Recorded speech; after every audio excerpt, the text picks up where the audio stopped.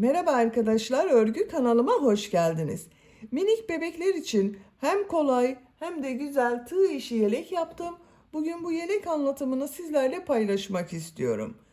Yeleğin örgüsü çok kolay arkadaşlar. Herkes yapabilir bu yelek modelini. Ben bugün yelek anlatımını 0-3 ay arası bir minik bebek için yapıyorum. Siz bu yeleği 1, 2, 3, 4, 5 yaş her yaş çocuklarınız için yapabilirsiniz. Yelek örgüsüne yakadan zincir yaparak başlıyoruz. Benimle aynı sayıda başlayıp bu yaka arttırma sırasını bir sıra fazla yaparsanız 3-6 ay arası bebek için olur. Bu yaka arttırma sırasını 2 sıra fazla yaparsanız 6-12 ay arası bebekleriniz için olur. 1-2 yaş arası çocuk için yapmak istiyorsanız 8-10 zincir fazla başlayabilirsiniz. Ön bölümleri birer trabzan, kol ve arka bölümü de ikişer trabzan fazla yaparsanız 1-2 yaş arası çocuklarınız için olur. Yelek örgüsünü bakın yakadan düğmeli yaptım. Buraya düğme ilikleri yaptım. Karşısına düğme diktim. Ben 3 düğme kullanmayı tercih ettim. Siz tercihinize göre 4, 5, 6 düğmeli yapabilirsiniz arkadaşlar. Yelek örgüsünde iplik olarak ben bugün bu ipliği kullandım. Bakın biraz kalın bir iplik. Kullandığım iplik üzerinde 100 gram iplikte 240 metre var. Bu iplikten bir yumak iplik bitti. İkinci yumak iplikten çok az kullandım arkadaşlar. Tığ olarak 6 numara 3,5 milimetre tığ kullandım. İplik kalın olduğu için ben bu tığı kullandım. Bakın yumuşak bir örgü elde ettim. Sizin eliniz sıkıysa bunu 4-4,5 milimetre tığları kullanabilirsiniz. Eliniz sıkı olduğu zaman örgüler sert oluyor arkadaşlar. Ben bu renk iplik kullanarak hem kız hem erkek bebek için yaptım. Siz farklı renkli iplikler kullanabilirsiniz. Her marka iplik ve renkleri kullanabilirsiniz. İplik markası söyleyemiyorum arkadaşlar. İplik markası vermemiz buradan yasak. Düğmeyi söyledim. Ölçülerini videonun sonunda ölçüyorum. Oraya bakabilirsiniz. 0-3 ay arası bebek ölçüsüne göre yaptım. Arka görüntüsüne bakalım. Bakın bu şekilde. İpliği tığ hazırlayalım. Hep birlikte bu kolay ve güzel tığ işi yelek örgüsüne başlayalım. Örgü kanalıma abone değilseniz abone olmayı unutmayın lütfen. Örgü kanalıma abone olmak ücretsiz. Örgü kanalıma ücretsiz abone olup orada bulunan zil şeklini dokunarak açık yaparsanız kanalıma video yüklediğim zaman ilk önce size bildirim gelir. Örgülerimden herkesten önce sizin haberiniz olur. Videolarıma beğeni yaptığınızda yanında Hype gönder bölümü görünecektir. Hype göndere tıklayıp puan gönderirseniz de ayrıca çok sevinirim. Sizlerden gelen bu puanlar örgü kanalımın devamlılığı için çok önemli. Şimdiden hepinize teşekkür ederim. Kolay gelsin, iyi çalışmalar.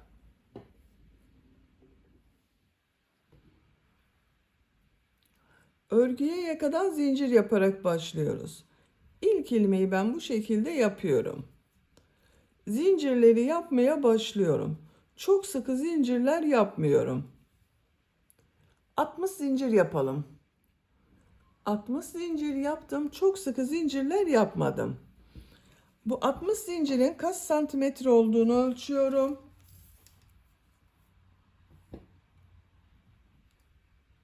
28 santimetre zincir uzunluğu var arkadaşlar.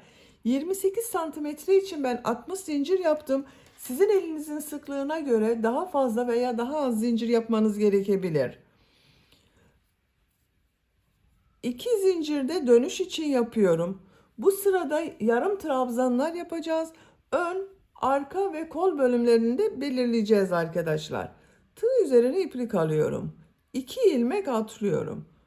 Üçüncü ilmeğe yarım trabzan yapıyorum. Yarım trabzanı bilmeyen arkadaşlar için gösteriyorum. Bakın tığ üzerine iplik alıyorum. Tığ ilmeğe takıyorum. İplik alıp çektim. Tığ üzerinde 3 ilmek var. Üçünün içinden bir defa da çekiyorum. Tekrar tığ üzerine iplik alıyorum. 3 ilmek var. İplik alıyorum. Üçünü içinden bir defa da çekiyorum.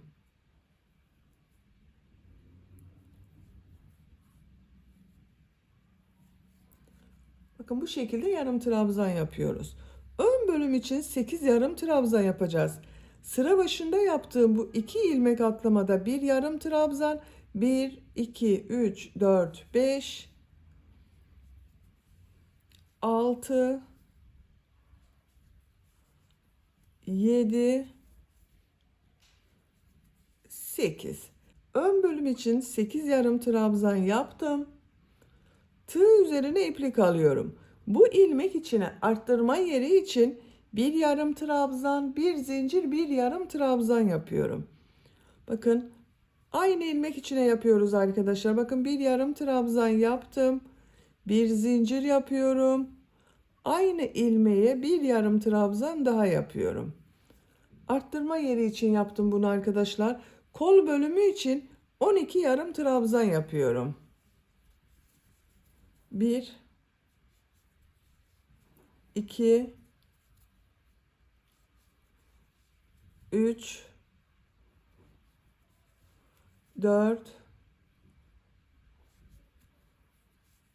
5, 6, 7, 8, 9, 10, 11,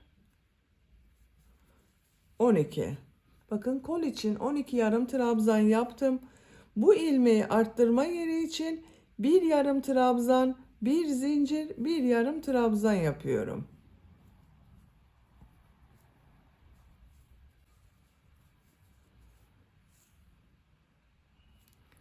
Arka bölüm için 16 yarım trabzan yapıyorum.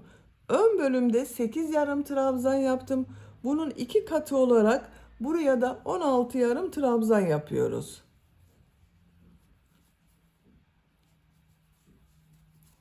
...16 yarım trabzanı yapalım. Arka bölüm için 16 yarım trabzan yaptım. Tığ üzerine iplik alıyorum. Bu ilmeği arttırma yeri için bir yarım trabzan, bir zincir, bir yarım trabzan yapıyorum.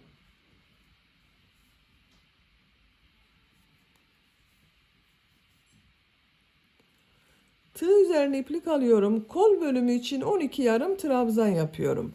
Bu kol bölümünde bakın 12 yarım trabzan yaptım. Buraya da 12 yarım trabzan yapıyorum.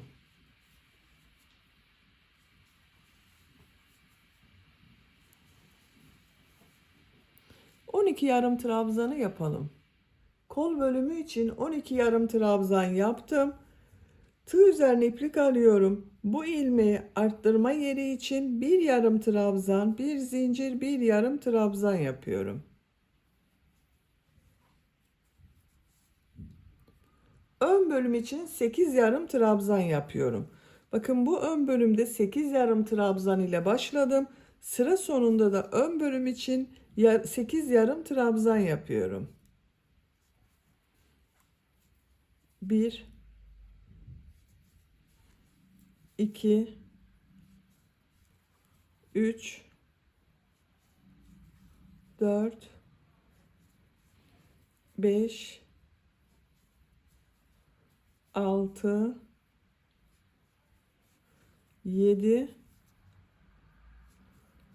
8. 8 yarım trabzan yaptım. Bakın bu sırada yaka bölümlerini ayırdık arkadaşlar. Ön bölümleri için 8 yarım trabzan yaptım. Kol bölümleri için 12 yarım trabzan yaptım. Arka bölüm için de 16 yarım trabzan yaptım. Arttırma yerlerinde bir yarım trabzan, bir zincir, bir yarım trabzan yaptım. Bakın 1, 2, 3, 4 yerden arttırmalar yapacağız. Siz bunu 1 yaş çocuk için yapıyorsanız 8 zincir fazla başlayabilirsiniz.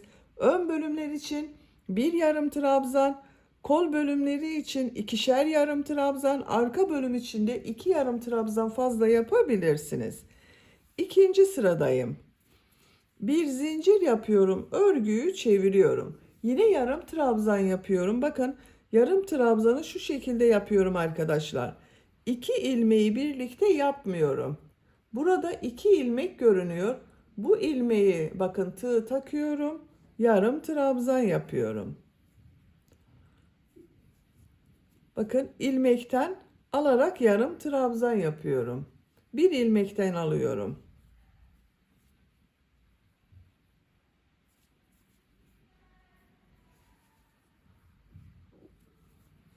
İlmeklerden alarak yarım trabzan yapıyorum. Bakın tekrar gösteriyorum. Bu şekilde yapmıyorum. İki ilmeği almıyorum. Tek ilmekten yarım trabzan yapıyorum.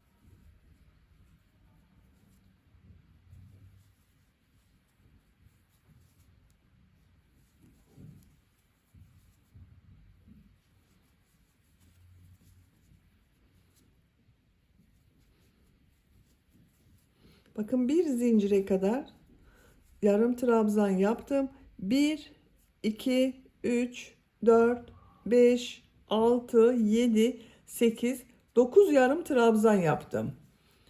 Bu bir zincir üzerine arttırma yeri için bir yarım trabzan, bir zincir, bir yarım trabzan yapıyorum.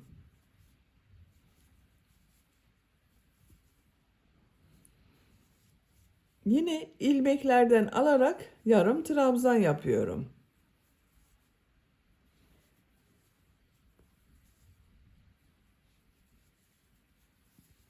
Arttırma yerine kadar devam edelim. Arttırma yerine kadar yarım trabzan yaptım. Bir zincir üzerine bir yarım trabzan, bir zincir, bir yarım trabzan yapıyorum. Yine ilmeklerden alarak yarım trabzan yapmaya devam ediyorum bakın.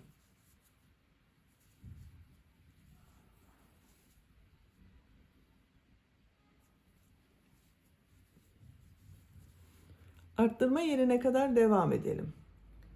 Arttırma yerine kadar yarım trabzan yaptım. Bir zincir üzerine bir yarım trabzan, bir zincir, bir yarım trabzan yapıyorum. İlmekten alarak yarım trabzan yapıyorum.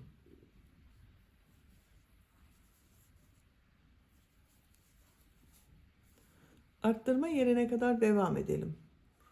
Arttırma yerine kadar yarım trabzan yaptım.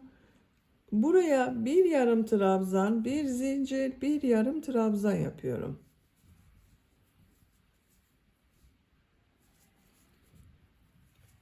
Ön bölümde yarım trabzanlar yaparak devam ediyorum. Bakın yine ilmekten alarak yapıyorum.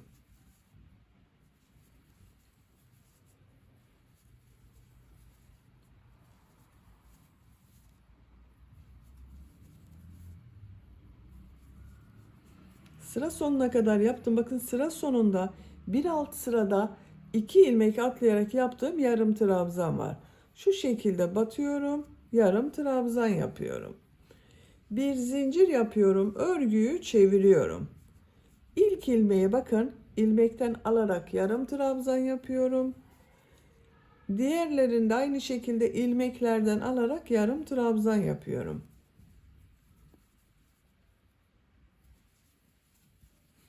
Görüntüsü bakın bu şekilde oluyor arkadaşlar. İlmeklerden alarak yaptığımız için.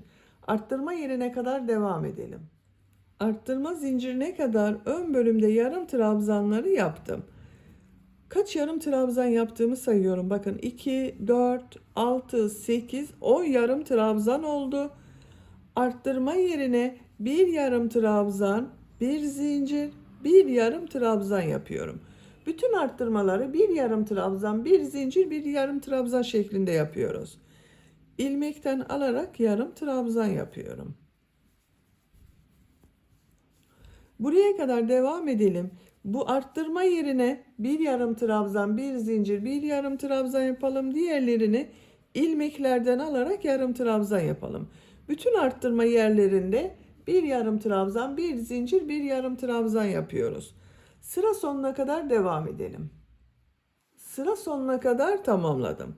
Son trabzanı şu iki ilmeği birlikte alarak yapıyorum. Ön bölümlerin daha düzgün görünmesi için bu şekilde yapıyorum bakın. 3 sırayı tamamladık. Görüntüsü bakın bu şekilde oldu. Dördüncü sıradayım. Bir zincir yapıyorum. Örgüyü çeviriyorum. Yine ilmeklerden alarak yarım trabzan yapıyorum. Arttırma yerine kadar devam edelim. Arttırma yerine kadar yarım trabzan yaptım. Arttırma yerine bir yarım trabzan, bir zincir, bir yarım trabzan yapıyorum. İlmeklerden alarak yarım trabzanlara devam ediyorum.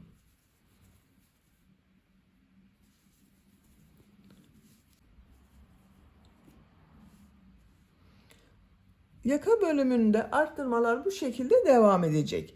1, 2, 3, 4 yerde arttırma yapıyoruz. Arttırmaları da bir yarım trabzan, bir zincir, bir yarım trabzan yapıyoruz. Diğer ilmeklerden alarak yarım trabzan yapıyoruz. Yapacak olduğunuz çocuğun büyüklüğüne göre bu arttırma yerlerinde arttırmalar yaparak yakanın örgüsüne devam edelim. Yaka arttırma sırasını arttırmalar yaparak yapacağım ölçüye göre tamamladım. Her sırada bir yarım trabzan, bir zincir, bir yarım trabzan yaptım. Kaç sıra yaptığımı sayıyorum. 1, 2, 3, 4, 5, 6, 7, 8, 9, 10, 11, 12 sıra oldu. Santimetre olarak ölçüyorum. 9 santimetre yükseklik var. Benim yapacağım ölçü için bu yeterli. Siz küçük olsun istiyorsanız bir sıra eksik yapabilirsiniz veya büyük olmasını istiyorsanız bu arttırma sırasını 1-2 sıra devam edebilirsiniz. O zaman yaptığınız örgü daha büyük olur arkadaşlar. Bir zincir yapıyorum, örgüyü çeviriyorum. Bu sıradan itibaren kol bölümünü gövde bölümünden ayırıyorum. Artık örgüye gövde örgüsüyle devam edeceğiz. İlk ilmeği bakın ilmekten alarak yarım trabzan yapıyorum. Diğer ilmekleri de ilmekten alarak yarım trabzan yapıyorum.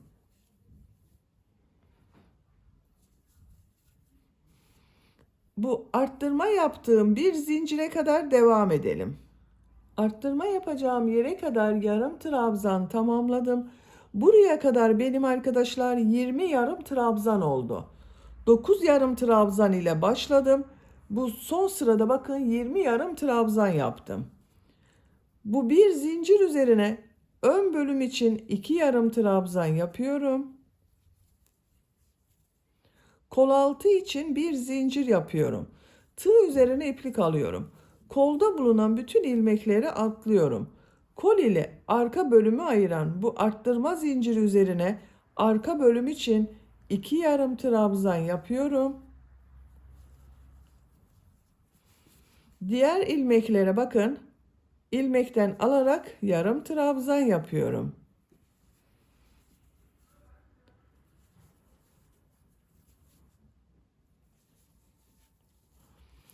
Bakın bir zincirle ön ve arka bölümü birleştirdik. Kol bölümünü ayırdık. Bu arttırma zincirine kadar devam edelim. Arttırma zincirine kadar arka bölümde yarım trabzan tamamladım. Bu zincir üzerine arka bölüm için 2 yarım trabzan yapıyorum. Kol altı için bir zincir yapıyorum. Bakın bu zinciri çok sıkı yapmıyorum. Tığ üzerine iplik alıyorum. Kolda bulunan bütün ilmekleri atlıyorum. Ön ile bakın kol bölümünü ayıran bu arttırma zinciri üzerine ön bölüm için 2 yarım trabzan yapıyorum. Diğer trabzanları ilmekten alarak yarım trabzan yapıyorum. Bakın diğer kol bölümünde ayırdım arkadaşlar. Bir zincir ile arka bölüm ile ön bölümü birleştirdim. Sıra sonuna kadar devam edelim. Sıra sonuna kadar tamamladım. Son ilmeğe yarım trabzan yaptım. Bu sırada gövde bölümünü kol bölümünden ayırdım. Bakın kol altında birer zincir yaptım. Ön ve arka bölümleri birleştirdim.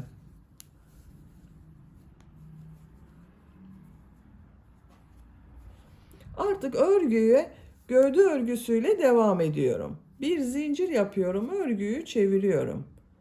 İlk ilmeğe ilmekten alarak yarım trabzan yapıyorum. Diğer ilmeklere yarım trabzan yaparak devam ediyorum. Bu kol altında bir zincir yaptığım zincire kadar devam edelim. Kol altına kadar yarım trabzan tamamladım. Kol altı için buraya bir zincir yaptım.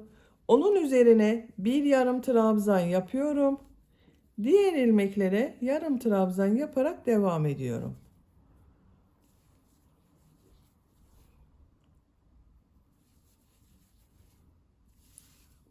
Buraya kadar devam edelim. Buraya kadar yarım trabzanları yaptım. Bir zincir üzerine bir yarım trabzan yapıyorum. Diğer ilmeklere yarım trabzan yaparak devam ediyorum.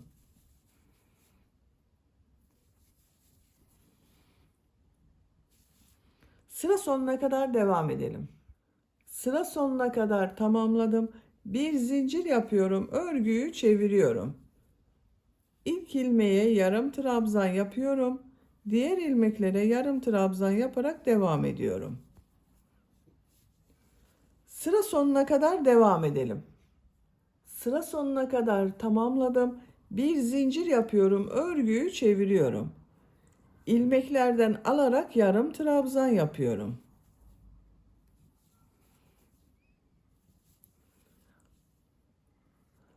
Örgü bu şekilde devam edecek arkadaşlar.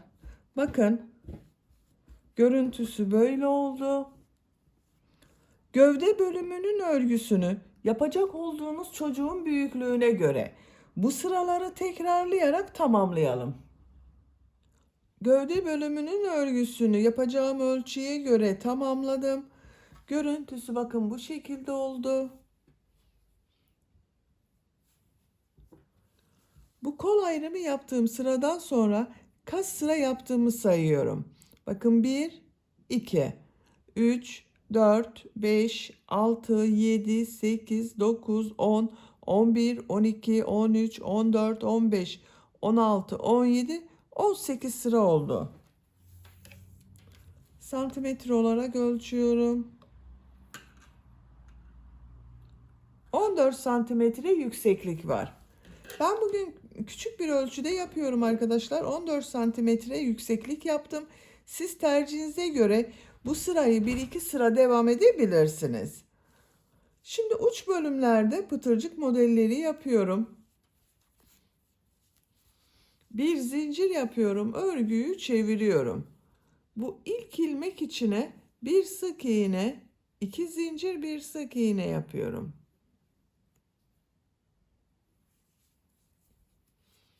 Bir ilmeği atlıyorum. Bu ilmek içine bir sık iğne, 2 zincir, bir sık iğne yapıyorum. Bir ilmek atlıyorum. Bir sık iğne, 2 zincir, bir sık iğne yapıyorum. Bir ilmek atlıyorum. Bir sık iğne, 2 zincir, bir sık iğne yapıyorum.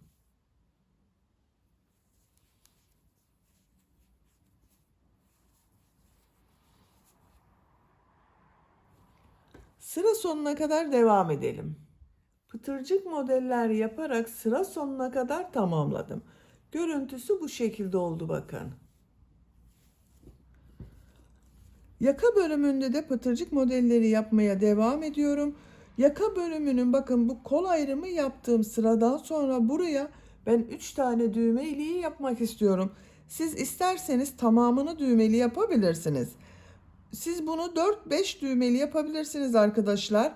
Onun için buradan 1, 2, 3 sıra sonra düğme iliğine başlayabilirsiniz. Ben bu yaka bölümüne 3 düğme iliği yapıyorum. Bakın bu ilk ilmek içine bir sık iğne, 2 zincir, bir sık iğne yapıyorum.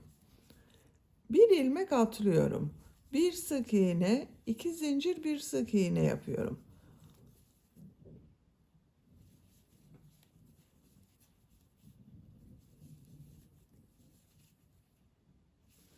Bu kol ayrımı yaptığım sıraya kadar pıtırcık modeller yaparak devam edelim. Buraya kadar pıtırcık modellerini tamamladım. Bakın bu kol ayrımı yaptığım sıraya kadar tamamladım. Buradan itibaren yaka bölümüne 3 tane düğme iliği yapmak istiyorum. Bakın ilk düğme iliğini buraya yapıyorum. Diğer düğme iliğini bu yaka başlangıcında olan sıraya yapıyorum. Üçüncü düğme iliğini de ikisinin ortasına. Bakın şu şekilde buraya yapıyorum.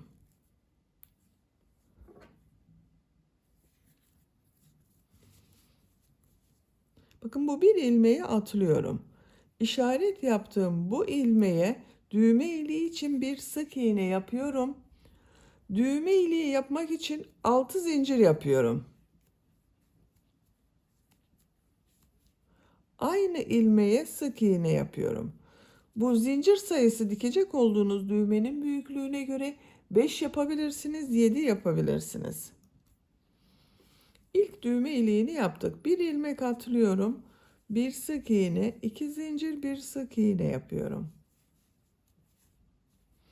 Bir ilmek atlıyorum. Bir sık iğne, 2 zincir, bir sık iğne yapıyorum.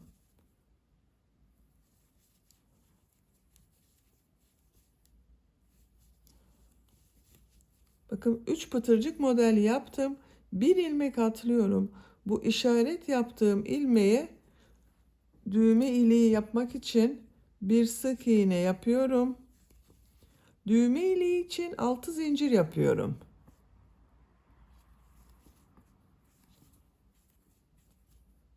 Aynı ilmeğe sık iğne yapıyorum.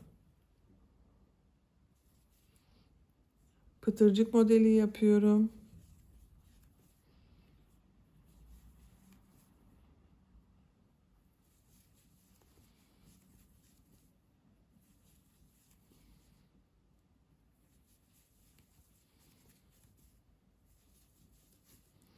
Bakın bu iki düğme iliği arasına 1, 2, 3 pıtırcık modeli yaptım.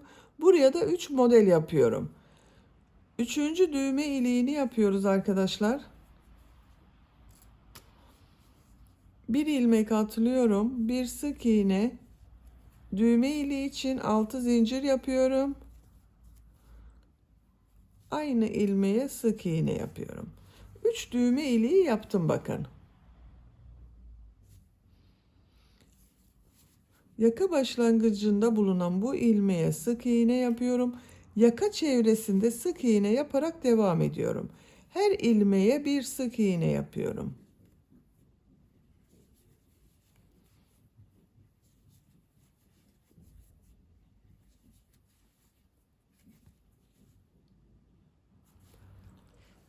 Sıra sonuna kadar devam edelim. Sık iğne yaparak buraya kadar tamamladım. Yaka görüntüsü bakın bu şekilde oldu. Bu ön patta da burada yaptığım gibi pıtırcık modelleri yapıyorum. Düğme iliği yapmıyorum. Bu ilk ilmeğe bir sık iğne, 2 zincir, bir sık iğne yapıyorum. Bir ilmeği atlıyorum. İkinci ilmeğe bir sık iğne, 2 zincir, bir sık iğne yapıyorum.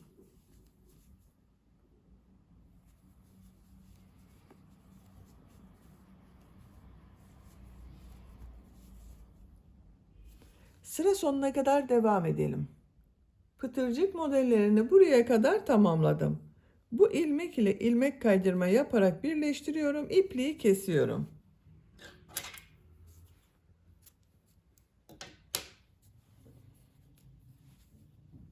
Bakın ön bölümü bitirdik. Düğme iliklerini de yaptık arkadaşlar bu sırada bakın. Şimdi kol örgüsünü yapalım. Kol örgüsünü de burada yaptığım gibi pıtırcık modelleri yapıyorum. Bakın kol altında bir zincir yaptığım bu ilmeğe ipliği bağlıyorum.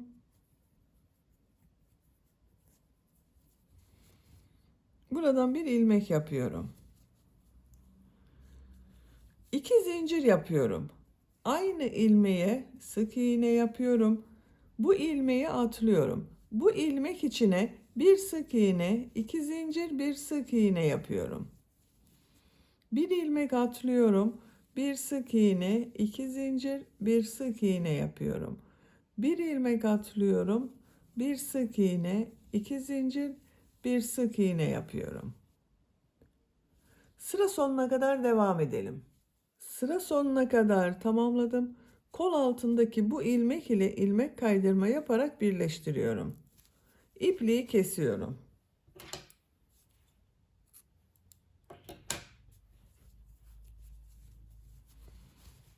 Bakın arkadaşlar, kol örgüsünün görüntüsü bu şekilde oldu. Diğer kol örgüsünde aynı şekilde başlıyoruz.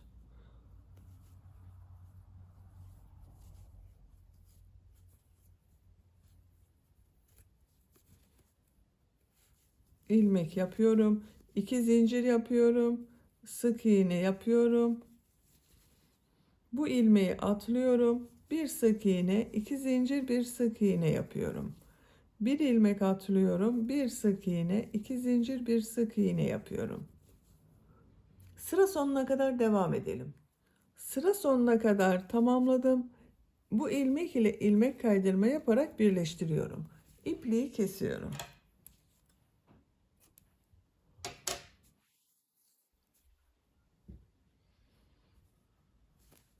Bakın, kol örgülerinde bitirdik. Yelek örgüsünde bitirmiş oldum arkadaşlar. Bakın, çok güzel oldu. Çok kolay bir yelek yaptık.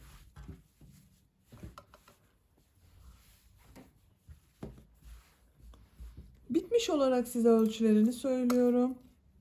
Kol altının buradan gövde genişliğini ölçüyorum. 24 santimetre. Yüksekliğini ölçüyorum. Omuzdan tam yükseklik.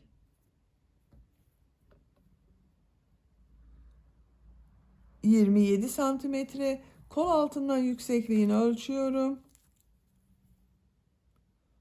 15 santimetre yükseklik var. Ben bugün 0-3 ay arası bir bebek ölçüsüne göre yaptım.